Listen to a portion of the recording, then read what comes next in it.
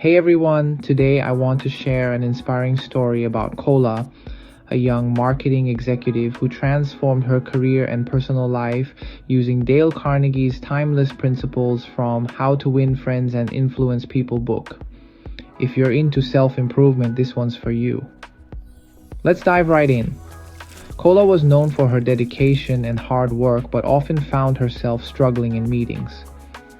Her ideas were solid, yet her manager and clients frequently dismissed her suggestions. Frustration set in as she often criticized her team for not executing her plans correctly.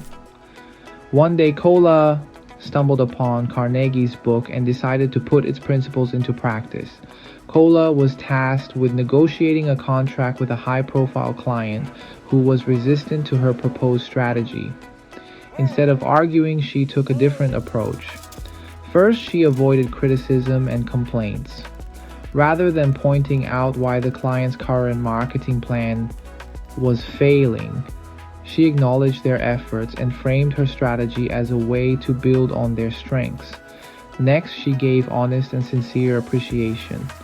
She complimented the client's past campaigns and highlighted their brand's uniqueness, making them feel valued. Then she aroused an eager want.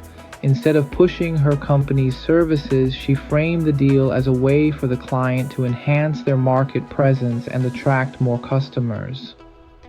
She listened very actively. She asked about their business goals and genuinely listened, making the client feel understood. Finally, she talked in terms of their interests. Rather than focusing on her company's achievements, she tailored her pitch to show how her proposal aligned with their objectives. By the end of the meeting, the hesitant client felt excited and invested in the deal.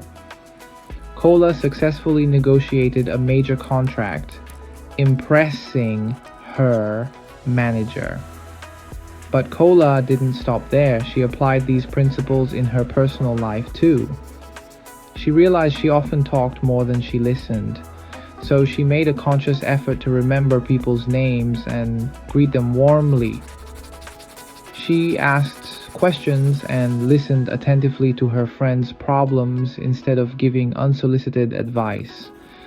She made her family members feel important by appreciating their efforts, like thanking her mother for her cooking or acknowledging her sister's achievements. As a result, her relationships flourished. Her friends started opening up more, her colleagues respected her, and even her manager took notice of her improved communication skills. Khola's story is a testament to the power of Carnegie's principles. Influencing people isn't about being the loudest in the room. It's about making others feel valued, heard, and understood. And that's how Khola won, not just the negotiation, but the respect and admiration of those around her.